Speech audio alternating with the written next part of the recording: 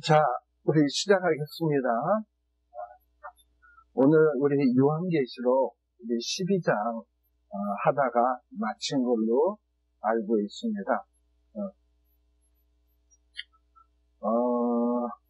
보통 우리가 무슨 이런 액션 영화 같은 거 보면은 이제 처음에는 뭐 슬로우로 시작하다가 중간쯤 되면은 막 주인공이 두들겨 맞고 그야말로 만신창이가 되다가 마지막 클라이막스에 가서 되게 와장창 이겨가지고 끝나는 뭐 보통 이런 스토리가 많이 전개가 되는데요.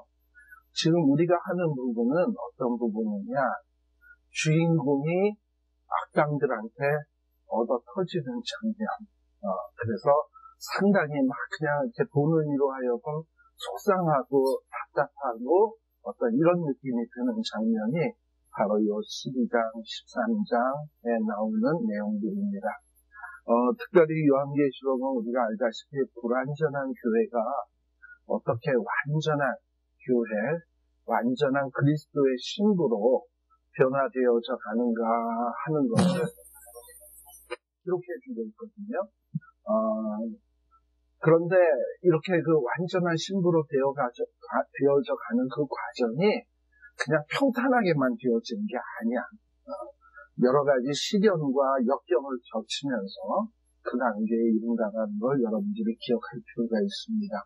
자, 그러면은 우리가 지금 요 12장, 우리 오늘 제가 프린트를 나눠드린 게 있는데 거기에 보게 되면 지금 우리가 어디쯤 가고 있나 한번 슬쩍 보시면 7 나팔하고 7 대접 사이에 막간의 성경이 있습니다. 그게 뭐냐 하면 10장에서부터 14장의 내용이에요. 그래서 7 나팔 시리즈가 끝나고 그 다음에 이제 7 대접 시리즈가 시작하려면 그 사이에 어떤 막간의 장들이 있는데 그 막간의 장에는 무슨 내용이 나오냐? 첫 번째는 선교하는 교회, 그리고 그 선교하는 교회가 박해를 받아요. 그렇지만 또 하나님의 보호를 받는 어떤 이런 장면이 요 10장, 11장에 등장합니다. 우리가 알다시피 10장에 어떤 힘센 천사가 두루마리 하나 들고 나타나서 사도 요한에게 이거 먹으라 했던 거 기억하시죠? 그래서 이거 먹을 때는 단데 속으로 드니까 쓰더라라는 거예요. 이 하나님의 말씀이 그래. 이 말씀을 공부할 땐 단데 그것을 실천할 때는 매우 힘들고 어렵다. 그러나 그렇게 말씀을 잘 공부하고 본인이 실천하면서 그 말씀을 나가서 증거해야 합니다. 요한이 바로 그 사명을 맡은 자였어요. 근데 요한 한 사람만 말씀을 증거하는 것이 아니라 요한이 또 7 교회의 사자들에게 편지했잖아. 7 교회의 사자들도 역시 말씀을 잘 공부하고 소화해서 또 나가서 증거해야 돼. 그럼 그 교회 성도들이 공부했을 거 아니에요. 그럼 그 교회 성도들은 또 마찬가지로 말씀을 공부하고 본인이 실천하고 나가서 증거해야 돼요. 그 과정을 계속 해와서 오늘의 우리가 있는 거잖아요. 그래서 우리도 뭐냐? 말씀을 잘 읽고 공부하고 소화해서 나가서 증거해야 된다라는 거예요. 근데 보통 이 증인은 보통 2 증인이 나가잖아요. 증인은 원래 한 사람이면 안 되니까. 그래서 성경에 2 증인이 나오는데 그것이 이제 11장에 나오는 내용 아니겠습니까? 이 2 증인들이 나가서 말씀을 증거하는데 이 사탄의 세력에 가만둡니까? 그야말로 2 증인을 죽입니다. 근데 이 2 증인은 죽었다가 또 살아납니다. 그리고 승천합니다. 이 광경을 지켜보았던 많은 사람들이 막 성이 막 무너지고 지진이 나니까 그리고 2 증인이 살아서 승천하는 걸 보면서 놀라가지고 회개하는 일도 벌어진 게 10장과 11장이었어요. 자, 이렇게 교회는 하나님의 말씀을 받아서 증거하는 교회인데 사탄은 이렇게 막 2 증인을 죽이고 그래요. 자, 근데 조금 요 10장과 11장은 교회가 이렇게 하나님의 말씀을 증거하는 일에 초점을 맞췄다면 12장과 13장에 나오는 내용은 이 교회를 핍박하는 사탄의 세력들에게 초점을 맞추어서 이야기가 전개되는 부분이 12장과 13장의 내용이다라고 보면 돼요. 그러니까 교회를 핍박하는 사탄. 자, 교회를 핍박하는 사탄은 어떠했습니까? 구약시대부터 교회가 있어 왔어요. 구약시대부터 교회가 있어 왔는데 12장 1절 우리 한 여자 교회라고 했던 거 기억하시죠? 이 교회가 있는데 교회는 보통 존재가 아니라 하늘의 막 큰 이적과 함께 소개되는 그런 스페셜한 교회다라고 말씀드렸어요. 그리고 거기 보면 해를 입고 있고 발 안에는 달이 있고 머리에는 12별이 있는 걸 보면 이 교회는 우리가 볼 때는 별 볼 일 없이 생각해도 대단한 존재다라고 얘기를 했습니다. 근데 이 교회가 아이를 생산하려고 하는데 이 아이를 생산하는데 이게 쉽게 생산하는 게 아니라 아주 고통 가운데서 아이를 탄생하게 됩니다. 이때 이 아이는 누구인가? 우리 지난번에 말씀드리기를 바로 메시아, 예수 그리스도다라는 거예요. 이 메시아가 탄생되기까지 수많은 우여곡절이 있었다라고 말씀을 드렸어요. 사탄은 어떻게 해서든지 메시아가 태어나면 안 되니까 메시아를 못 태어나도록 하기 위해서 다윗의 가문이 멸절되는 이런 모략 같은 걸 꾸며요. 그래서 사울로 하여금 다윗을 죽이려고 한다든지 이런 것. 또 예수님이 탄생했을 때 헤롯 왕이 2살 미만의 어린아이를 죽이려고 했다든지 이런 모든 것들이 어떤 메시아가 탄생되지 못하도록 한 사탄의 조종이고 사탄의 역사였다라는 거예요. 이렇게 예수님의 탄생이 되게 되면 교회가 건립이 되고 그리고 이 메시아가 탄생되게 되면 메시아의 사역이 이루어지게 돼요. 그러다 보면 마지막에는 이 뱀의 머리, 용의 머리가 상하게 될 거다. 그러니까 사탄은 그걸 피해보려고 별의별 노력을 다했다라는 거예요. 그리고 또 이 사탄은 또 어찌했냐? 4절에도 보게 되면 어떠했다? 해산하려는 여자 앞에서 그가 해산하면 아이를 삼키려고 했다. 이 말이에요. 우리 헤롯 사건 생각하면 될 거예요. 근데 여자가 탄생시키는 그 아들은 누구냐? 장차 철장으로 만국을 다스릴 남자가 그 아이를 하나님 앞과 보좌 앞으로 올라가더라라고 되어 있어요. 그래서 이 구약의 교회 여자가 낳는 아들은 장차 세상을 어떻게 한다? 철장으로 만국을 다스릴 만왕의 왕이 되실 분이다라는 거예요. 근데 제가 지난 시간에 아마 그런 얘기를 했을 겁니다. 이 아이가 1차적으로는 메시아, 여호와의 종 메시아지만 또 더 나아가서는 좀 더 넓게 해석을 하면 여호와의 종, 주님의 성도들도 되고 여호와의 종, 교회도 되는 거예요. 그래서 이 사탄은 메시아만 핍박하는 게 아니라 여호와의 종들인 하나님의 복음 증거자들을 다 핍박하는 거예요. 근데 이 철장으로 다스리는 것도 메시아, 예수 그리스도만 철장으로 다스리는 게 아니라요. 우리 계시록 2장 27절에 보시게 되면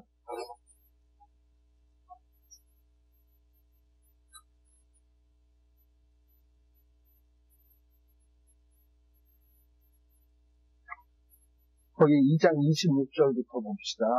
2장 26절 이거는 어느 교회에 준 편지냐 하면은 두아디라 교회에게 준 편지에 나와 있는 내용이에요.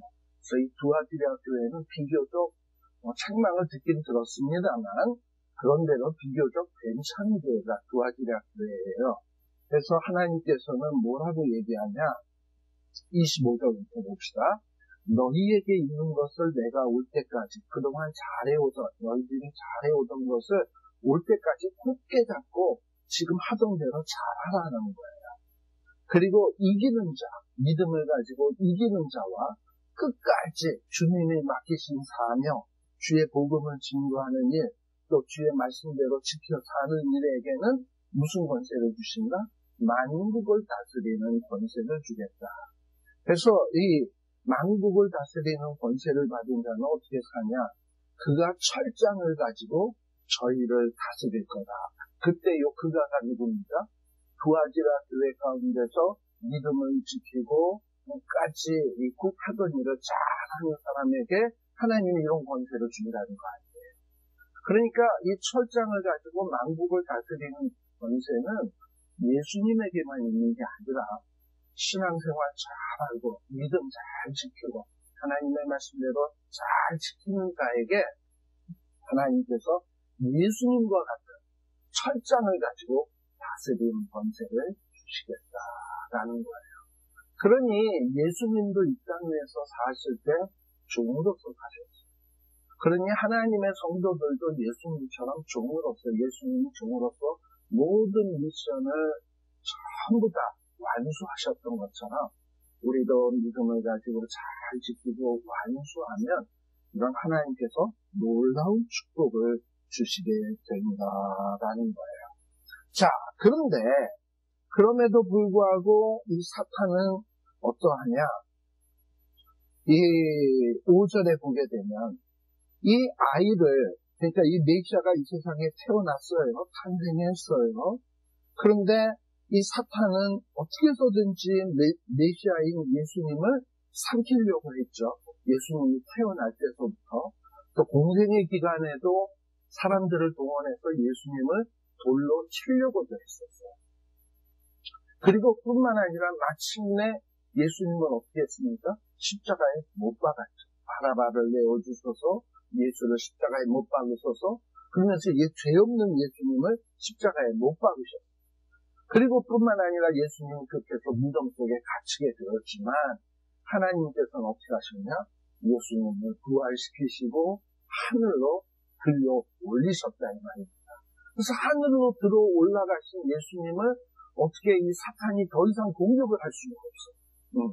그리고 예수님이 이렇게 사망 권세를 깨뜨리시고 하늘로 올라갔으니까 사탄은 이제 나는 완전히 진 거나 다름이 없다. 예수님이 저 죽음의 권세까지 깨뜨리셨으니 이제 나는 내 살날이 얼마 남지 않았다. 나는 내 머리가 이제 박살이 나겠구나. 그러니까 그 마지막 남은 기간만이라도 하나님을 괴롭히고 이 메시아의 마음을 괴롭히기 위해서 아주 본격적으로 이제 이 사탄은 마지막 발악을 시작을 합니다. 그 얘기가 뭐냐면 6절에 보면 그 아이가 하늘로 승천해서 올라갔잖아요. 예수님이 승천해서 올라갔잖아요. 그랬더니 이 사탄이 이 아이를 낳은 여자를 핍박을 하려고 그래요. 그랬더니 이 여자가 어디로 도망을 갔다? 광야로 도망을 갔다. 우리가 알다시피 이게 구약의 교회에서는 애굽 땅에 있었던 이스라엘 백성들이 이제 출애굽을 하려고 하니까는 이 애굽 왕이 이스라엘 백성들 무지무지 괴롭힙니다. 지푸라기도 주지 않으면서 벽돌을 만들려고 그러고 비동과 라함셋을 건축할 때 완전히 노예처럼 이스라엘 백성들을 끌고 가다가 막리를 시키고 힘든 일을 시키고 말 안 들으면 막 죽이고 하는 이런 일들을 했어요. 그런데 결국은 하나님이 그런 이스라엘 백성들을 사랑하사 그들을 애굽에서부터 피난을 시키죠. 어디로? 광야로. 사실 객관적으로 딱 놓고 보면 어디가 더 살기 좋냐? 애굽이 살기가 좋아요. 물도 많고 먹을 것도 많고 여러 가지 환경적으로도 더 편해요. 그런데 이스라엘 백성들을 애굽의 소나기에서부터 피하게 하기 위해서 어디를 피했냐? 광야로 피하게 했어요. 근데 광야에 먹을 것이 없고 마실 것이 없으니까 대신 어떻게 했나요? 하나님이 반석을 깨서 물이 나게 하시고 하늘에서 만나와 메추리가 내리게 하시고 이랬단 말이에요. 그런 면에서 이 광야는 어떻게 보면 척박한 곳이긴 하지만 피난처야, 피난처. 광야는 어떻게 되거든요. 그리고 우리가 이런 걸 또 어디서도 알 수 있냐면 다윗이 사울에게 쫓길 때 주로 어디를 도망다녔습니까? 광야. 그래서 바위 사이에, 굴 속에, 이런 명대로 피해 다니면서 사울을 피해 다녔다, 이 말이에요. 그래서 이 광야가 어떻게 보면 다윗에게는 아주 좋은 피난의 장소였다. 그리고 또 이 광야는 어떤 의미도 갖냐 하면, 우리 신약 시대 때 보면, 이 신약 시대 때 이 종파가 있습니다. 바리새파, 사두개파, SM파, 이런 종파가 좀 있거든요. 그런데 그 중에서 SM파라고 하는 사람들이 있어요. 이 SM파 사람들은 어떤 사람이냐, 지금식으로 얘기하면, 중이나 절간에 있는 스님들이나, 아니면은, 이런 수도승들 있죠. 그래서 이 세속을 떠나서, 어디 한적한 산속이나, 이런 데 가서, 오로지 그냥 하나님께 기도만 하고, 신앙생활만 집중하는 그런 사람들. 바로 이런 사람들을 보통 이스라엘 사람 그 종파 가운데서는 이 사람들이 어디에 속했냐? SM파에 속했어요. 그래서 이들은 어떤 이런 도시나 예루살렘 도시나 이 사람 많이 사는 것을 싫어해요. 오히려 어딜 좋아하냐? 광야에 나가서 이 이스라엘의 이 광야는 굴들이 참 많아요. 이 석회지는 데 있어서 비가 와가지고 이렇게 녹아가지고 석회지에 구멍들 난 데가 많거든요.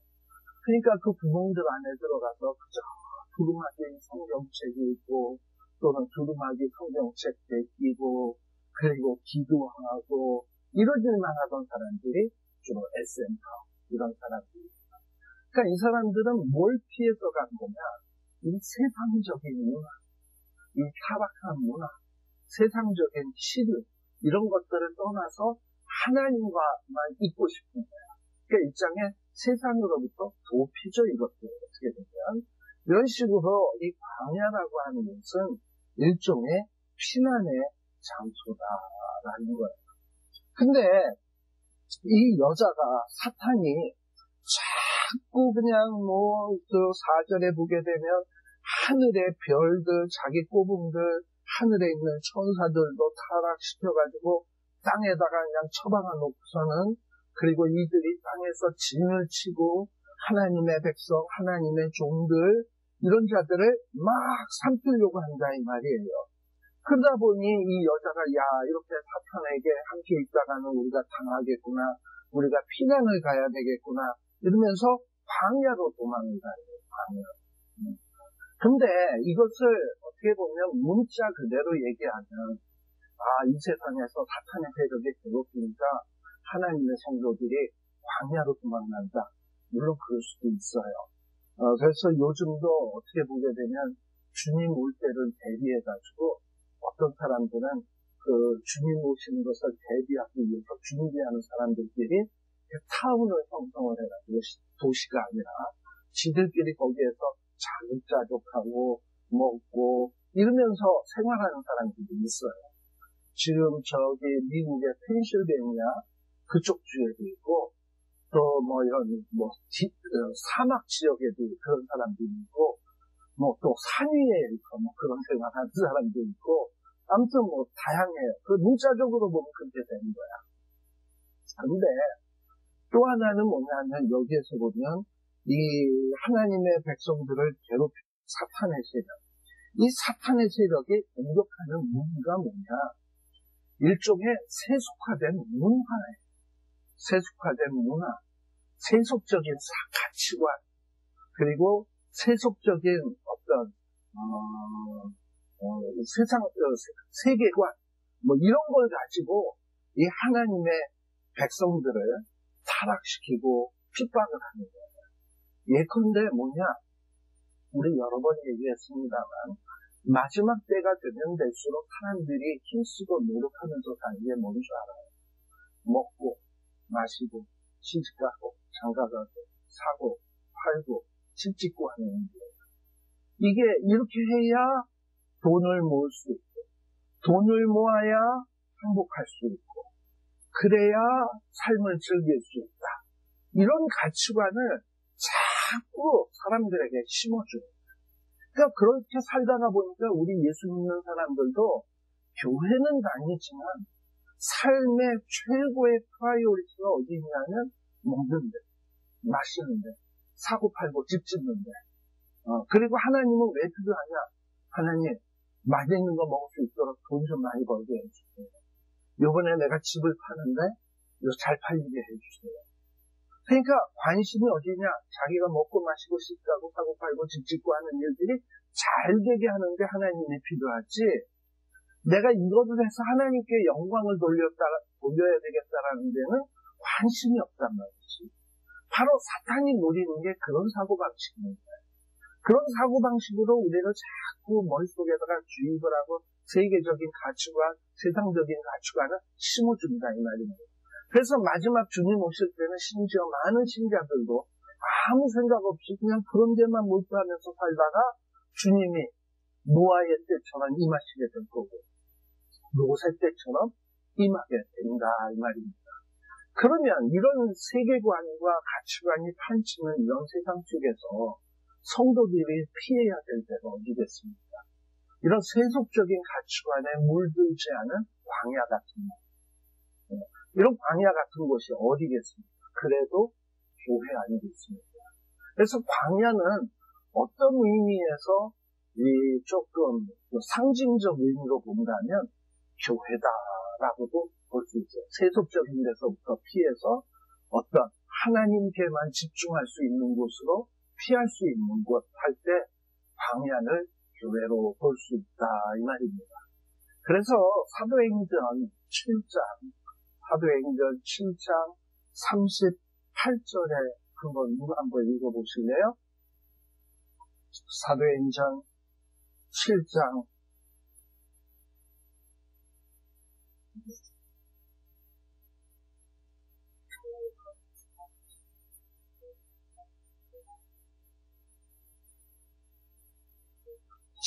38절. 사도행전 7장 38절. 시내산에서 말하던 그 천사와 및 우리 조상들과 함께 어디에 있었고? 광야 교회. 광야에 무슨 특별히 건물이 있었습니까? 광야에 있는 사람들이 누구냐? 광야 그 시내산에서 뭘 받았냐? 하나님의 율법 받았어요. 그리고 시내산에서 뭘 받았냐? 성막을 어떻게 건축할 것이냐는 그 제도, 양식에 대해서 배웠어요. 그리고 이제 거기서 시내산에서 또 뭘 배웠냐? 그 성막을 중심으로 이스라엘 백성들이 어떻게 짐을 지고 그 하나님이 주신 언약궤를 중심으로 어떻게 행진해 갈 것인지 그런 어떤 방법들을 받은 게 민수기예요. 레위기, 민수기 이런 책들이 다 그런 거라 이 말이죠. 그래서 이스라엘 백성들은 광야에서 하나님의 하나님께로부터 받은 말씀, 또 하나님께서 이렇게 지으라고 하신 성막, 그리고 이스라엘 백성들이 어떻게 행진하며 어떻게 기도할 것인지 다 하나님 중심이에요. 그런 식의 삶의 양식으로 생활하던 그 장소가 어디냐면 광야. 그래서 스데반 집사님은 이 광야를 뭐라고 표현했냐? 오늘날과 같이 멋진 건물은 없어도 말씀이 있었고 하나님 중심이었고 하나님의 백성들이 있는 곳이었기 때문에 그것을 뭐라고 얘기하냐면 광야 교회다라고 얘기하는 거예요. 애굽에서 잘 먹고 잘 사느니 진짜 이 하나님의 백성들에게 정말 더 나은 삶은 뭐냐? 애굽에서 잘 먹고 잘 사는 것보다 차라리 좀 척박하고 힘들지만 하나님 중심으로 정말 맛없는 만나를 먹는 것이 오히려 그것이 나은 삶이고 광야에서 하나님 중심으로 살지만 힘들어도 하나님 중심대로 사는 것이 훨씬 애굽에 있는 삶보다도 나은 삶이다라는 거예요. 그래서 광야로 도망했어요. 그리고 거기서 얼마 동안 양육을 받는다? 1260일 동안 양육을 받는다. 바로 이곳이 뭐다? 하나님이 예비하시는 곳이다. 우리 마지막 때에 환란이 있다 했습니다. 근데 보통의 환란은 기근, 지진, 전쟁, 사망 이런 것들은 일반적인 환란이고, 이건 일곱인이 떼질 때 벌어졌던 환란이고, 그런데 마지막 주님 재림 전에는 특별히 큰 환란이 온다 그랬어요. 그래서 이 큰 환란은 특별히 일곱 나팔이 울려질 때 어떤 큰 환란이 시작된다라고 했습니다. 그래서 이 큰 환란을 1260일, 42개월 이런 얘기를 하다 보니까 큰 환란의 때를 어떻게 얘기를 하냐, 또 다니엘서에 나오는 내용 해가지고 많은 사람들은 이 큰 환란이 7년간 있을 것이다. 그래서 7년간의 대환란이다라고 얘기를 해요. 근데 그 중에서 7년간의 대환란도 전반부 42개월, 전반부 1260일은 그렇게 심하게 핍박을 받지는 않지만 마지막 후반부 1260일에는 아마 상당한 핍박을 받을 것이다 라고 추정합니다. 그래서 전 3년 반, 후 3년 반을 나눈다 이 말이에요. 근데 지금 이 여자가 광야로 도망가서 1260일 동안 양육을 받으면서 하나님이 예비한 곳에 있는 때는 어떤 때냐, 사탄이 그야말로 하나님의 백성들을 아주 극심하게 핍박하는 그런 때다라는 거예요. 근데 그런 때에 하나님께서는 이 하나님의 백성들이 다치지 않도록 하기 위해서, 사탄의 발이 되지 않도록 하기 위해서 예비처를 마련해 놓으시고, 그곳에서 피하게 해가지고 그곳에서 하나님이 양육을 하신다라는 거예요. 그러니 마지막에 후 3년 반 때 대대적인 어떤 사탄의 핍박이 있을 때 우리는 어디로 피하는 게 좋다? 광야. 물론 이제 문자적인 광야로 피해야 된다고 생각하지만 아까 제가 얘기했던 사람 어떤 타원을 형성하고 이러는데 그런 데가 있을 수도 있고, 만약에 그런 게 아니다 싶으면 우리는 어디로 피하면 된다? 교회. 그저 교회 가서 죽으면 죽으리라, 주여 우리를 불쌍히 여기소서 이러고, 또 목사님들은 여러분 두려워 마십시오. 우리 예수님이 뭐라고 했는지 아십니까? 너희가 세상에서는 환란을 당하나 두려워 말라. 내가 세상을 이기었노라. 그러니 너희들도 나처럼 이기게 해주실 거다. 물론 잠시 핍박은 있겠지만 인내하라, 견디라. 이러고서는 또 함께 앉아서 환란과 핍박 중에도 이러고서 막 찬송하면서 누가 끌려갈 때 주여 읽을 수 있도록 도와주소서 이러고서 하는 장소가 교회일 거 아니야. 그렇잖아요. 그러면서 이 교회가 어떻게 보면 사탄에게 짓눌리는 것 같지만 하나님께서 그럴수록에 성령의 능력을 주시고 힘을 주셔가지고 이 악한 세력을 이기게 하십니다. 바로 그것이 뭐냐? 제가 볼 때는 예비처다라는 거예요. 이 예비처. 그러니까 예비처를 물론 어떤 사람들은 어떤 장소적인 예비처를 생각합니다만 저는 그 장소적인 예비처일 수도 있겠습니다만 그거보다는 하나님께서 정말 하늘나라의 가치관, 하나님의 세계관으로서 교육받고 훈련받는 장소라면 바로 그것이 교회가 아니겠는가. 바로 그 교회로 피하는 것이 마지막 때에 승리할 수 있는 가장 좋은 방법 아니겠는가. 물론 교회도 안전한 건 아니에요. 우리가 이미 했습니다만 11장 2절에 보면 성전이 앞마당이 있고 방마당이 있다 그랬잖아요. 성전 앞마당은 하나님이 뭐라 그래요? 성전 방마당은 청량하지 말고 그냥 둬라. 그거는 이방인에게 주었다. 그러니까 성전 바깥마당은 이방인들에게 준 거야. 그러나 성전 안의 마당은 하나님이 이건 절대 안 놓친다. 하나님이 측량을 딱 했어요. 그래서 하나님의 교회가 많은 이 악의 세력으로부터 핍박을 받을 거예요. 그럴 때 그저 성전 마당만 밟고 다니는 사람들이 있잖아. 말씀으로 전혀 준비 안 되고 교회 와서 밥만 먹고 가고 교제만 하다 가고 이랬던 사람들은 전혀 준비가 안 돼 있으니까 핍박이 오면 무슨 살고 봐야지, 먹고 살고 봐야지, 하나님을 감내해주나? 이러고서는 배도하는 일이 일어나게 되고 신앙을 포기하는 일들이 생겨나게 됩니다. 이 사람들은 뭐냐? 이미 교회 다닐 때도 성전 바깥마당에 있었던 사람들이다. 그러나 좀 시원치 않았어도 그래도 그만큼 믿음이 있었던 사람들은 성전 안에 있는 사람들이었거든요. 근데 이런 사람들은 핍박이 오고 환란이 오고 막 42달 동안 짓밟으려 그럴 때 성전 안에서 목사님의 말씀이나 주의 종들의 말씀을 통해서 이게 바로 말했던 후 3년반의 큰 환란의 이 후반부다.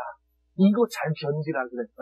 내가 그동안 농땡이 신앙했는지 모르지만 이제부터라도 내 신앙생활 잘할 때야 죽으면 죽으리라. 고문하려면 하라 그래. 나에게 여러 가지 이권들 뺏어가려면 뺏어가라 그래. 나는 주님 없이 못 살아. 더욱더 깐깐해져서 이 사람을 이기는 거야. 사탄이 건들 수가 없어. 이 성전 안에 측량되어진 사람. 바로 그러니 이 성전이 뭐다? 하나님이 준비하신 이 성전 앞마당이 하나님이 준비하신 예비처다. 그래서 주님이 이 교회를 어떻게 예비하셨습니까? 우리 주님께서 이 예비도 그냥 쉽게 되어진 게 아니라 교회가 어떻게 세워졌냐? 바로 우리 예수님으로 말미암아 세워졌습니다. 물론 구약의 교회는 장차 올 예수 그리스도를 바라보면서 세워져 있던 교회고, 그리고 이제 신약의 교회는 뭐냐면 예수님이 자기의 피값으로 교회를 지으시는 거예요. 그러니까 예비해서 교회를 예비하기 위해서 주님은 자기의 피값, 십자가에서 그 모진 멸시 천대당하는 죽임을 통해서 세우신 것이 뭐냐면 하나님의 교회예요. 그렇잖아요.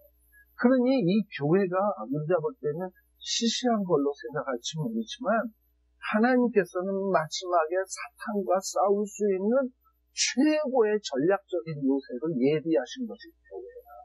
그러니까 이 교회를 통해서 우리를 지키고 보호하실 거예요.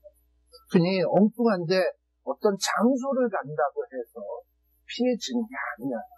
뭐냐면 우리가 피해지려면 하나님의 말씀에 입각한 가치관, 그리고 말씀에 입각한 세계관, 그리고 나의 어떤 삶을 말씀에 입각해서 준비를 시켜야 사탄과 전쟁에서 이길 수 있는 것이지, 어떤 특수한 장소에만 가서 앉아있다고 그게 자기가 구원받을 수 있는 곳이냐?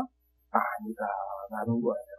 그래서 하나님께서 우리를 준비시키는 것도 말씀과 기도, 이런 신앙의 훈련을 통해서 우리를 양육하시는 것이지, 무작정 어느 장소에 있다고 해서 양육되어지는 것은 아니다라는 겁니다. 자, 그래서 이 첫 번째는 어떤 이 여자가 고통받는 장면을 살폈고요. 7절서부터는 그러면 이 사탄, 용은 어떤 존재였냐? 이 용은 원래 이게 하늘에 있던 존재란 말이죠. 용은 원래 7절에 보면 이 용은 하늘에 있던 존재였는데, 그만 우리가 유다서에서 기억하시죠? 유다서 1장 7절에 보게 되면 이 용이 어떤 하나님께서 자기에게 주신 지위, 그 다음에 처소가 있는데 그거를 떠난 자다라고 얘기했어요. 용. 자, 근데 이 용이 자기의 지위와 처소를 떠났다? 이게 도대체 무슨 얘기냐? 우리가 이제 좀 이따 보게 되면 이 용은 어떤 존재냐 하면은 우리 3절에 12장 3절에 보면 머리가 7, 뿔이 10, 여러 머리에 7 면류관을 썼어요. 여기 이 면류관은 스테파노스라는 단어가 있고 또 하나는 디오데마타라는 두 가지 단어가 있어요. 스테파노스라고 하는 것은 어떤 운동 경기, 특별히 마라톤 선수가 열심히 달려서 우승을 했을 때 그 머리에다 씌워주는 월계관 있죠? 그거를 보통 스테파노스, 면류관이라고 번역해요. 그것도 스테파노스라고 씁니다. 근데 그때 쓰는 면류관은 어떤 운동 경기에서 승리했을 때 쓰는 면류관이 스테파노스예요. 면류관. 근데 여기서 디오데마타, 지금 여기서 쓰여진 단어는 뭐냐면, 용이 쓰고 있는 면과는 뭐냐면, 디오데마타야, 헬라어로. 디오데마타는 보통 누가 쓰는 거냐? 왕이 자기의 그 위용과 권세를 뽐내기 위해서 쓰는 관 있죠. 그러니까 왕이 쓰는 관이야. 운동선수는 쓸 수 없는 관. 그러니까 지금 사탄은 어떤 존재냐면 머리에 왕이 쓰는 왕관을 써. 그것도 한 개가 아니라 7개나. 그러니까 왜 이 사탄은 자꾸 자기가 이 왕관을 7개나 쓰냐? 하나님처럼 왕이 되고 싶습니다. 그러니까 하나님이 명령을 하면 천사는 보통 수행하는 자였잖아요. 하나님이 보내면 가고 오래면 오고 이거 하라면 이거 하고 하나님의 명령에 따라서 움직여지는 자였잖아요. 사탄은 그게 싫었던 거야. 하나님과 자기가 같아지고 싶었던 거야. 그래서 이 사탄은 자기를 꾸밀 때도 마치 하나님처럼 자기가 왕인 것처럼 꾸며요. 그래서 막 머리에다가 면류관을 쓰는 이런 존재라 이 말이에요. 이게 사탄이에요. 자, 그런데 사탄이 그러니 유다서 1장 6, 7절에 나오는 내용이 뭐냐? 원래 사탄은 자기의 어떤 지위가 있는데 자기의 그 주제를 파악을 못하고 나는 이 주제에만 머물러 있을 자가 아니야. 나는 하나님과 같아져야 돼. 하고 지 스스로가 왕관을 씌고 까불다가 하나님이 요것 봐라. 이러고선 치신 거예요. 그래가지고 하늘에서 쫓겨나는 거예요. 근데 이 용은 난 죽어도 못 나가 하고 버팅기니까 어떻게 됩니까? 하늘에 미가엘 천사가 나타나서 네가 왜 못 나가? 이러고선 미가엘과 한판 전쟁이 붙는 거죠. 물론 이 전쟁이 언제 있었는지는 우리는 정확하게 모릅니다. 그러나 아마 제 짐작컨대 우리 아담이 세상은 창조되었고 아담이 타락하기 전 아담과 하와가 타락하기 전에 아마도 하늘에서 이 미가엘과 이 용과의 싸움이 벌어졌던 것 같아요. 나는 못 나가 이런 거. 그런데 어떻게 됐습니까? 이 미가엘을 이길 수 있나? 그래서 막 그냥 또 그러니까 이 용이 막 싸우니까 이 용이 아마도 또 자기 그 세력 안으로 포섭을 했던 이 꼬맹이 쫄개 천사들이 좀 있었던 것 같아요.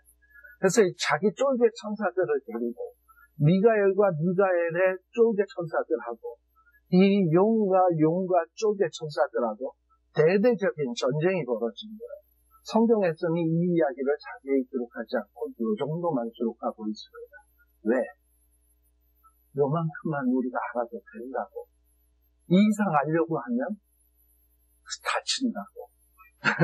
그래서 요만큼만 알라고. 아무튼 전쟁이 일어난 거예요. 근데 전쟁의 결과는 어떻게 됐냐? 이 용과 그의 쫄개 천사들이 이기지 못해서 어떻게 됐다? 하늘에서 저희의 있을 곳에 원래 처소가 있었는데 그 처소에서 쫓겨났어.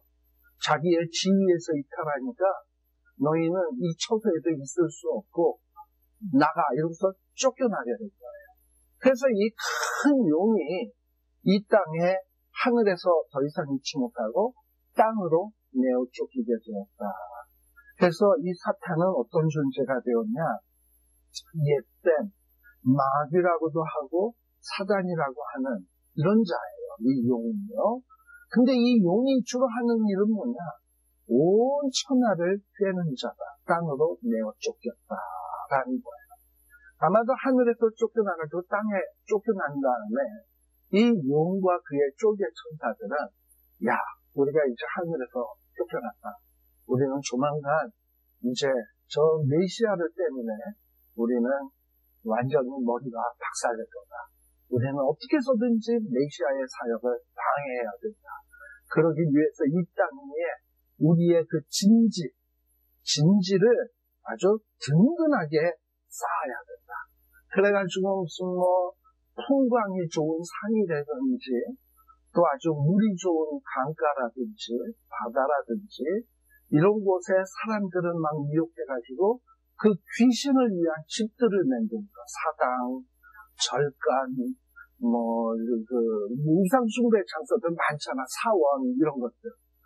여러분들 그리스에 가보면, 거기 펠레폰네소스 신전? 아마 여러분들 그림으로 본 적 있을 거예요. 산 위에 그 우람한 대리석으로 만든 기둥이 우뚝우뚝 서가지고, 그게 지금 부서져가지고 기둥만 남아있어서 그렇지, 그게 만일에 위에 지붕이며 제대로 있었다고 생각하는 거지. 그러면 그게 산 위에 얼마나 그 사원이 멋지게 들어섰겠습니까? 그러니까 그런 좋은 명당 같은 자리에다가 우상을 위한 신전, 사원, 이런 거 뒤에다 지어놓고서는 이 사탄과 그의 쫄개들이 그 안에서 또아리를 틀고서는 그걸 중심으로 사람들을 미혹하기 시작합니다. 하나님이 복을 준다고, 바다에서 배 타고 갈 때는 바다의 신이 지켜줘야 돼. 이 에베소, 이 지역에서는, 여기서는 이 에베소의 아데미 여신, 아데미가 너희를 지켜줘야 돼. 이러면서 그냥 하나님 섬기지 말고 엉뚱한 것 섬기도록 막 미혹을 하는 겁니다. 네. 바로 왜 근데 사탄은 이런 짓거리, 사람을 미혹을 하고 온 천하를 깨는 일을 하냐? 이미 여러 번 얘기했습니다만, 사탄은 이제 하나님한테 쫓겨나니까 하나님의 마음이, 하나님이 싫어. 그래서 어떻게 해서든지 하나님을 괴롭히고 싶어. 근데 하나님을 가장 괴롭힐 수 있는, 사탄이 자기가 능력이 있고 힘이 있어서 하나님 앞에 강펀치를 날릴 능력은 못 되잖아요. 미가엘한테도 지는데. 지금 어떻게 감히 하나님하고 대적을 하겠어. 그러나 하나님의 마음을 나쁘게 할 수 있어요, 사탄이. 어떤 방법으로? 하나님이 가장 사랑하는 하나님의 형상대로 지음받은 사람. 하나님은 원래 그들과 함께 교제하려고 생각을 했고, 이 하나님의 사람들은 마치 자기 아내처럼, 신부처럼 사랑하는 존재인데, 이런 존재들을 하나님을 배신하게 만들고, 이들을 타락하게 만들고, 이들의 하나님의 형상을 망가뜨리면 하나님의 마음이 찢어질 듯 아프지 않을까. 그래서 온 천하를 두루다니면서 하나님의 형상으로 지음받은 사람들을 하나님으로부터 배신시키고 하나님과 분리시키는 간격이 생기게 하는 이런 짓거리를 하는 거예요. 완전히 땅에다가 진지를 구축을 해요. 이게 사탄이 하는 방법이다라는 겁니다. 그래서 이런 거를 우리가 조금 더 알기 위해서, 힌트로 알기 위해서 고린도후서 10장 4절에 보게 되면,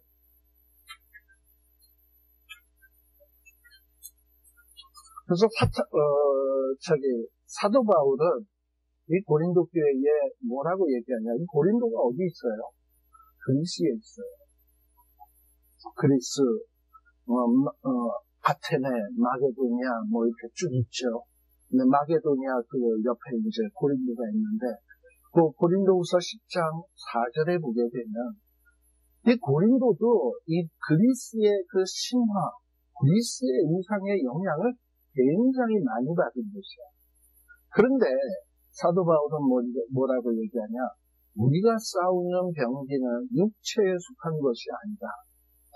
우리 오직 하나님 앞에서 견고한 진을 파하는 강력이라. 여기서 견고한 진은 누구의 진이겠습니까? 하나님의 백성의 진일까요? 사단의 진일까요? 응? 지금 누구랑 싸우는 거야? 우리. 그 다음에 견고한 진. 우리의 싸우는 병기는 육체에 속한 것이다. 아니다. 오직 하나님 앞에서 우리가 뭘 해야 돼요? 견고한 진은 파해야 돼. 뭘 갖고? 강력을 가지고. 그렇잖아요. 그러니까 여기서 진은 뭐냐? 사단의 마귀의 진이야. 근데 이 고린도 교회는 이 그리스의 유상들을 위한 견고한 진들이 얼마나 많은지 몰라요. 그러기 위해서 고린도 교회 교인들은 어떠해야 되냐? 더욱더 말씀으로, 기도로, 믿음으로 준비되어야 되는 거예요. 그래서 이 말씀, 기도 이런 걸로 준비된 게 뭐냐? 바로 그것이 강력한 힘인 거예요. 파워예요. 그걸 가지고 이 사단과 싸우는 것이다 라는 겁니다. 자, 그래서 또 이제 어떤 일이 벌어졌냐, 그 다음에 이제 10절입니다. 이렇게 해서 사탄은 이 땅에 쫓겨났어요. 근데 원래 이 사탄은 하늘에서 어떤 존재였냐, 하늘에 있으면서도 하늘에서 큰 음성이 있는데 이제 사탄이 쫓겨난 이제 우리 하나님의 구원과 능력과 나라와 또 그리스도의 권세가 이루었다. 이제 우리 형제들을 참수하던 자, 우리 하나님 앞에서 밤낮 참수하던 자가 쫓겨났다. 쫓겨났다. 이 밤낮 참수하던 자는 누구냐 하면은 이게 바로 사탄입니다. 이 스가랴서 3장 1절에서부터 10절에 보게 되면 스가랴가 환상을 봅니다. 스가랴서 3장 1절에서 10절에 보게 되면 환상을 보는데 하늘에 보니까는 여호수아 대제사장, 그 당시에 대제사장이네요. 대제사장이 하늘나라에 딱 있는데 하나님 앞에 딱 서 있어. 천사들이 쫙 있고. 그런데 이 여호수아 대제사장 옆에는 누가 있냐면 사탄이 있는 거예요. 사탄이 있으면서 하나님 앞에서 여호수아를 가리키면서 이 짱개 이런 자가 무슨 대제사장입니까? 이런 게 무슨 대제사장의 자격이 있습니까? 이러면서 막 하나님 앞에 참소를 하는 거예요. 대제사장을.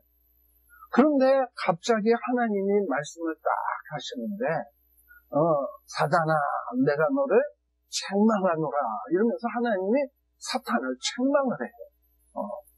그리고서는 이 여호수아 보고 뭐라 그러냐면 내가 너의 죄를 사하노라 이러면서 저의 더러운 옷을 벗기고 아름다운 옷을 입히거라 라고 얘기를 합니다. 이런 어떤 환상을 봐요. 이게 무슨 얘기냐?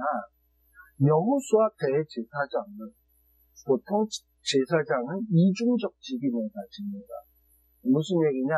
하나님 앞에 나아갈 때는 백성을 대표하고 또 제사장이 백성들 앞으로 나올 때는 하나님을 대표하는 하나님을 대리하는 역할을 해요. 이렇게 이중적 직임을 가져요. 근데 지금 여호수아는 하나님 앞에 서 있는 거잖아. 하나님 앞에 서 있다는 건 누굴 대표한다? 이스라엘 백성을 대표하는 거예요. 근데 지금 여호수아가 입고 있는 옷은 뭡니까? 더러운 옷. 즉 이스라엘 백성 전체가 무슨 옷을 입는 것과 마찬가지가 더러운 옷. 이스라엘 백성 전체가 더러운 옷을 입고 있는 거나 마찬가지예요. 그럼 사탄이 참소하는 내용은 뭐냐? 야, 너희들이 이렇게 더러운 죄를 지으면서 니들이 어떻게 감히 하나님 앞에 나올 수 있어? 니들이 이렇게 더러운 죄를 지으면서 니들이 어떻게 하나님 앞에 제사장이야? 니들이 무슨 제사장 나라야? 너가 어떻게 제사장 자격이 있어? 막 이러고서 비난하고 조롱을 하는 겁니다. 그런데 하나님이 뭐라 그러냐? 사탄아, 내가 너를 책망한다. 너는 더 이상 죄를 비난하거나 참수할 수 없다. 내가 왜냐? 내가 저의 죄를 사했다. 그리고 저의 더러운 옷을 벗기고 이제 의로 옷 입혔다. 자, 이렇게 죄를 사할 수 있었고 더러운 옷을 벗겨서 아름다운 옷을 입힐 수 있었던 근거는 무엇입니까? 바로 예수님께서 우리를 대신해서 속하셨기 때문에, 죄를 속하셨기 때문에, 죄값을 치르셨기 때문에 하나님이 죄값 예수님의 죽음으로 다 받아놓고서 이중으로 돈 받으면 돼요? 예를 들어서 내가 누구한테 빚을 졌어요. 그랬는데 제 옆에 있는 분이 빚을 몰래 갚아줬어. 근데 나는 그것도 모르고 그 빚을 갚기 위해서 화학저렇게 장만해가지고 가고서 그 사람한테 또 갔어. 그랬는데 그 사람이 이거 빚이야? 고마워 이러고서 받으면 그 사람은 뭐야? 사기친 거지. 이중으로 받은 거 아니에요. 공의 하나님이 그럴 수 있어요? 없잖아. 예수 그리스도의 보혈의 피로 우리가 죽어야 될 죄값을 주님이 다 치르셨는데 우리가 또 죽어야 된다, 또 죄인이 되어야 된다 그러면 하나님의 공의에 어긋나는 거란 말이에요. 그러니까 하나님은 사단에게 뭐라고 얘기하냐? 너 더 이상 죄 참수하지 마. 내가 너를 책망한다. 그러고서는 하나님이 야단을 치시고 사단의 입을 봉하는 거야. 그러니까 사탄은요, 옛날서부터 그랬어. 하늘에 있을 때서부터 주로 하는 일이 뭐냐? 그냥 남 모아, 남 깎아내리고, 그리고 그냥 잘 되는 꼴을 못 봐, 남 잘 되는 꼴을. 그래서 막 깎아내려야 되는 이런 존재예요. 그런데 이렇게 밤낮 참수하던 자야. 그런데 이런 참수하던 자가 완전히 끽소리 못하게 될 수 있었던 이유가 어디냐? 11절에 보면 바로 그것은 어린 양의 피 때문이다. 이 어린 양의 피가 있었기 때문에 더 이상 사탄은 우리를 참수할 수가 없어요. 그리고 이 어린 양의 피로서 증거하는 말, 이게 뭡니까? 주의 피로 내 죄를 씻었네. 주의 피, 그거 항상 나오는 말 있잖아요. 주의 피로 내 죄를 씻었네. 이게 복음이에요. 그러니까 이 복음으로 인해서 사탄은 완전히 끝장이 난 거예요. 그래서 그 말씀으로 인해서 사탄이 졌단 말이지. 그래서 저를 이기었으니, 그리고 이 많은 사람들이 이 복음의 말씀을 듣고, 그래, 나는 비록 약하고, 나는 연약하지만 주의 보혈은 능력이 있어. 주의 피 믿으오, 주의 피 믿으오, 주의 보혈 능력 크도다. 뭐 이러고서는 나는 약하지만 주의 보혈 능력 크도다 하면서 주의 보혈을 붙잡고 죽기까지 그냥 주님에서 떠나지 않냐고 그냥 주님 바지끄레기 붙잡고 무너지는 거예요. 그래서 주님 때문에 자기의 생명을 아끼지 아니한다라는 얘기입니다. 우리 요한일서 5장 4절도 한번 봅시다. 요한일서, 우리 요한계시록도 요한이 있었고, 요한일서도 요한이 있었고, 근데 요한일서 5장 4절에 보면 도대체 이 이긴다라는 게 뭘까? 요한일서 5장 4절. 자, 거기에 보게 되면 하나님, 5장 3절부터 봅시다. 하나님을 사랑하는 것은 이것이니 우리가 그의 계명을 뭐하는 것이다? 지키는 것이다. 그의 계명들은 뭐다? 무거운 것이 아니다. 대저 하나님께로서 난 자마다 세상을 어떻게 한다? 이긴다. 세상을 이김은 이것이니 우리의 뭐다? 믿음이다. 믿음이에요. 그러니까 내가 의로워지는 것은 주의 보혈의 능력 때문이다. 내가 어떤 의의가 있어서 하나님의 백성이 되는 게 아니라 나는 주의 보혈로 인하여 씻음받고 거룩한 하나님의 백성이 되었다. 세상 사람들이 볼 땐 이해 못하는 얘기지만 우리는 그걸 믿는 거야. 바로 이것을 끝까지 믿고 이 무기름을 암만 사탄이 와서 막 그냥 고문을 하고 핍박을 해도 이 믿음을 포기하지 않는다면 이게 우리의 이김이다라는 거예요. 바로 이런 성도들이 이 어린 양의 피로 인해서 사탄은 끝장났고요. 또 이 어린 양의 피의 증거를 믿는 자들도 이 어린 양의 피의 증거를 믿음으로 저희를 이기는 거예요. 이들이 이 믿음 때문에 뭐까지 아끼지 아니한다? 자기의 생명을 아끼지 아니하겠다. 자, 그러므로 이제 이 사탄은 뭐 그냥 큰일 난 거죠. 그러나 사탄은 큰일 났지만 하나님의 백성들은요, 12절, 하늘과 그 가운데 거하는 자들은 즐거워하라. 이 사탄의 멸망은 하나님의 백성들에게 복음이에요. 그러나 사탄은 완전히 그게 아주 절망이죠. 그래서 땅과 바다는 파있을진저 마귀가 자기의 때가 얼마 못된 줄 알므로 크게 분내어 어디로 내려왔냐? 땅과 바다로 내려와가지고 이 땅과 바다에 있는 하나님의 백성들을 핍박하기 시작을 하는 겁니다. 그래서 이 땅 위에 아주 큰 혼란들이 일어납니다. 자, 13절도 보세요. 용이 자기가 하늘에 있다가 땅으로 내쫓긴 것을 보고 화가 나는 거지. 화가 나니까 누구를 핍박한다? 남자를 낳은 여자. 여기서 말하는 남자는 누구였습니까? 메시아.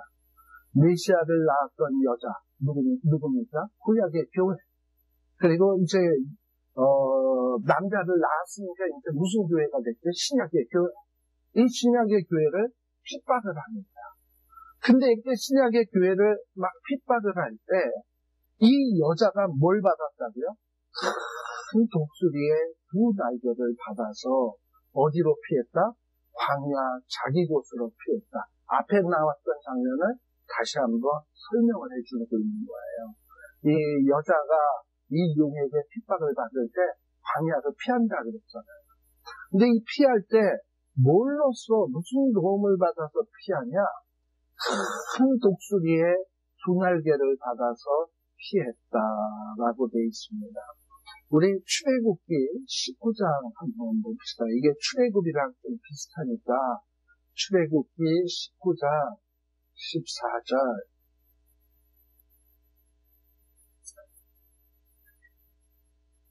자, 한번 읽어볼게요. 출애굽기 19장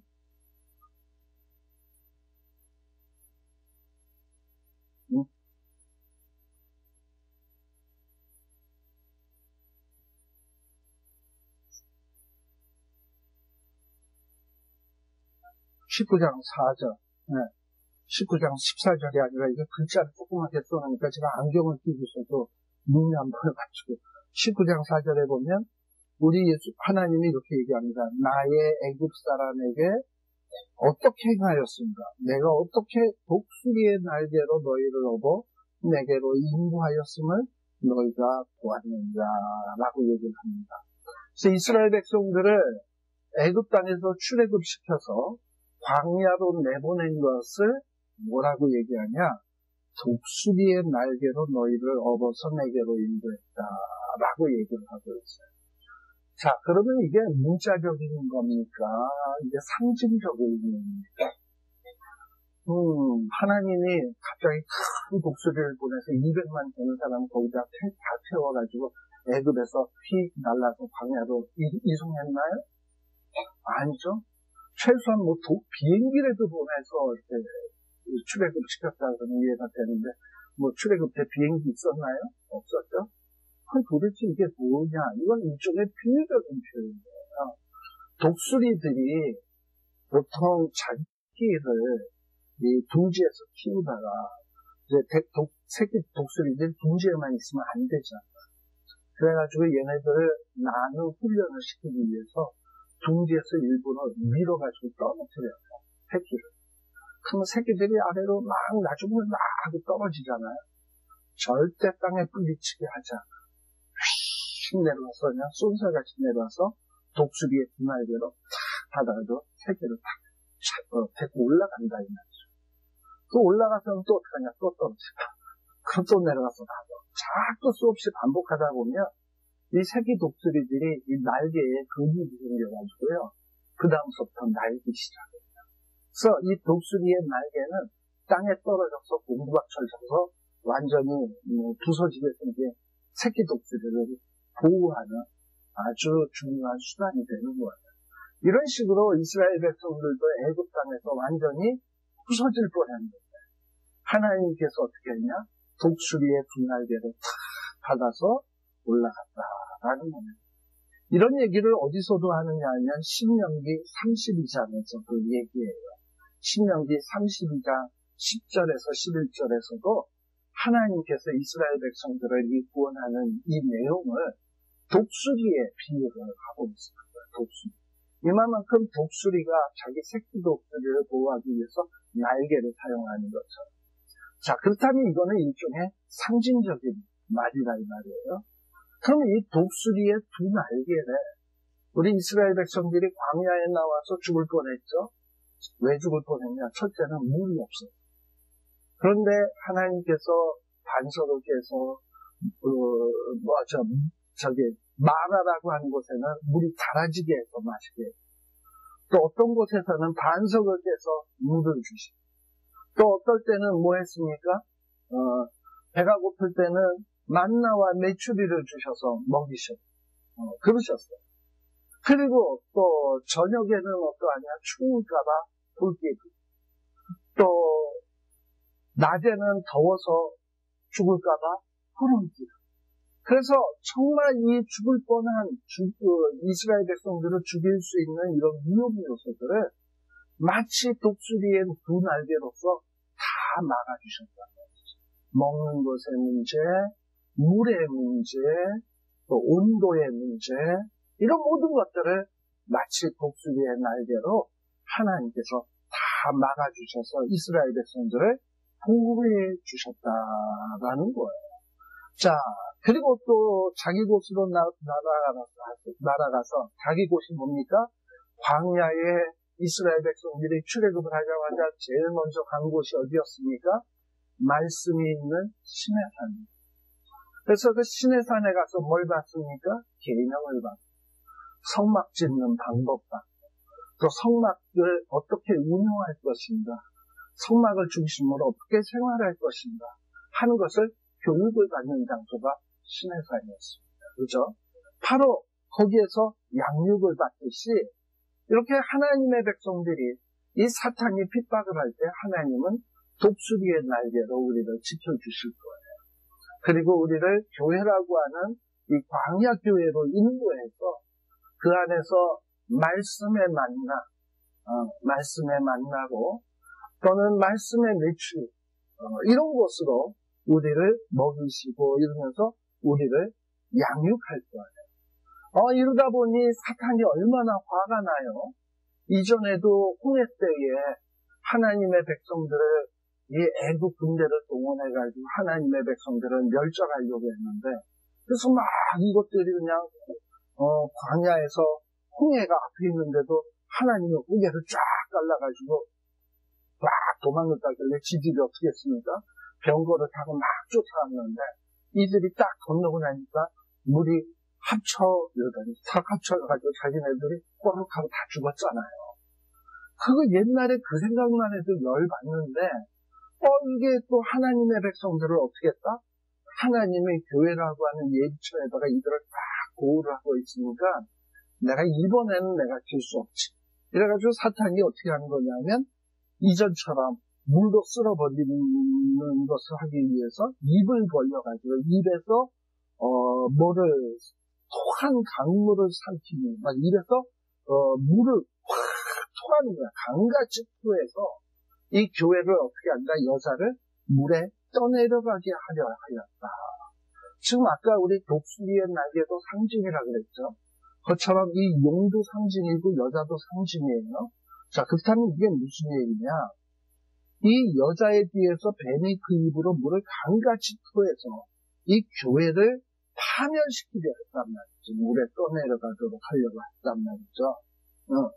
근데 이때에 갑자기 하나님께서 어떻게 했냐? 땅이 여자를 도와 입을 쩍 벌려서 용의 입에서 토한 강물을 확 삼켜버렸다. 그래서 물이 삼킬 수가 없게 돼버린 거야. 그리고 더 이상 이 용은 이 여자를 공격할 수가 없게 돼버렸어. 그래서 어떤 사람들은 요 구절을 뭐라고 얘기를 하냐? 마지막에 사탄이 하나님의 교회를 큰 막 최후의 발악식으로 하나님의 교회를 핍박하려고 할 때 하나님이 하나님의 교회를 보호하기 위해서 성도들을 하늘로 들려 올린다. 휴거. 들려 올리는 거야. 그러면 사탄이 더 이상 공격할 수 있다, 없다? 없다. 그래가지고 뻘쭘해서 가는 거야. 자기네들의 공격이 먹히지도 않으니까요. 자, 그래서 어떻게 되냐? 17절. 이 용이 이 여자가 그냥 사라져버리니까 이 하나님의 교회들이 하늘로 뿅 하고 휴보해버리니까 분노를 해가지고 돌아가서 여자는 이제 더 이상 공격할 수 없죠. 하늘로 올라갔으니까. 그러니까는 누굴 공격한다? 여자의 남은 자손을 괴롭히려고 바다 위에 모래 위에 딱 쓰게 된 거예요. 그러면 여자의 남은 자손은 뭔가?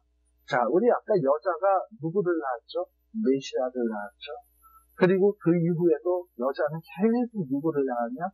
여호와의 종들, 하나님의 종들을 낳았어요. 근데 이 종들이 결국은 뭘 이루었습니까? 교회를 이루었잖아요. 근데 용이 이 교회를 핍박을 했는데 이 교회가 완전히 핍박당해서 망할 즈음에 하나님께서 교회에 있는 성도들을 뿅 하고 데리고 가버렸단 말이죠. 그런데 아직도 땅에는 누가 남아있다? 여자의 남은 자들입니다. 그렇다면 이 여자의 남은 자들은 도대체 누구를 얘기를 하는 것일까? 라고 얘기할 때 가장 적절한 것은 이 구약의 교회 가운데도 두 부류가 있어요. 장차 오실 예수님을 믿는 사람 또는 그냥 혈통적 유대인들 있잖아요. 하나님은 안 믿고 그냥 유대교만 믿는 자들. 이런 자들도 원래는 구약의 요 하나님의 백성들 범주 안에 있었던 자란 말이죠. 네. 근데 이런 자들이 메시아가 이 땅에 오셨고 주님의 교회가 세워졌는데도 이스라엘 사람들은 뭡니까? 아직도 안 돌아오는 사람들이 있잖아. 메시아닉 주들은 그래도 예수를 믿고 돌아오는 사람들이 있지만 아직도 그거는 전체 이스라엘 백성의 극히 일부예요. 메시아닉 주는요. 그럼 나머지 유대인들은 어떠냐? 얘네들은 아직도 예수님에 대해서 구세주로 믿질 않아, 영접하지 않아, 메시아라고 생각하지도 않아. 그런데 아마도 이렇게 휴거의 사건이 일어나고 이 땅 위에 요한계시록에 나타난 이런 사건을 보면서 이들이 정신을 딱 차리는 거지. 우리가 그동안에 저 예수를 메시아 아니라고 생각을 했는데, 그리고 이 두 증인이 그 막 핍박당하고 막 죽잖아요. 용에게. 근데 그들이 부활을 했잖아. 그리고 막 승천도 했잖아. 그런 사건들을 보면서, 우리가 그동안 메시아를 몰라봤구나. 마치 우리 예수님이 초림 때 오셔가지고 오순절 성령을 받은 다음에 오순절 성령 역사가 일어난 다음에 많은 유대인들이 뭐라고 얘기했습니까? 우리가 어찌할꼬.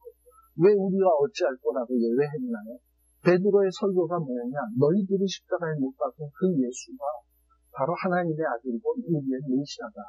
이러고 얘기를 했을 때 이들이 그때서 깨달은 이 유대인들이 우리가 어찌할꼬, 우리 아까 어찌할꼬 이랬듯이 마지막 때에도 마찬가지로 막 진짜 주의 종들이 별거 아니라고 생각했는데 이 그리스도인의 복음을 증거하는 자들이 저자는 하나님의 백성이 아니고 우리도 하나님의 백성이라고 생각했는데 그러니까 막 그런 자들이 죽었다 살아나고 하늘로 승천하고 자기들은 꼬장을 보리자로 잠재있는 걸 보면서 우리가 그동안 메시아를 몰라랬구나. 그리고 메시아를 십자가에 못 박았구나. 이때서야 비로소 회개를 하는 거예요. 그래서 회개를 해가지고 이러고 있는데 사탄은, 이 용은 뭐냐, 교회는 증발해버렸고 그러니 공격할 대상은 없잖아. 근데 가만 보니까 이 유대교가 그래도 가장 그리스도교랑 기독교랑 비슷한 것 같거든. 그렇잖아요. 그리고 이 구약의 교회 유대인들도 어떻게 보면 구약의 여자, 구약의 교회로부터 태어난 자들 아닙니까? 요것들이라도 내가 괴롭혀야 되겠다 하고서는 완전히 사탄의 세력들이 누구를 핍박하려고? 이스라엘을 핍박하려고 집결을 하는 거예요. 그러다 보니까 요즘 또 정세를 가지고 어떤 사람이 얘기하기를 지금 이스라엘을 중심으로 시리아랑 지금 붙었잖아요. 이제 이렇게만 되면 드디어 이제 요한계시록에 나오는 이 전쟁의 시작인가 보다. 또 이제 이렇게도 얘기하는 사람들이 참 많아요. 왜냐? 분명히 성경에서는 이렇게 용이 여자에게 분노해서 여자의 남은 자손, 즉 하나님의 계명을 지키며 하나님의 계명을 지킨다는 것은 일종의 유대인들이에요. 또 예수의 증거를 가진 자, 그럼에도 불구하고 이제 비로소 예수의 증거를 깨달은 거죠. 이런 자들과 더불어 싸우려고 바다의 모래 위에 섰더라라고 되어 있습니다.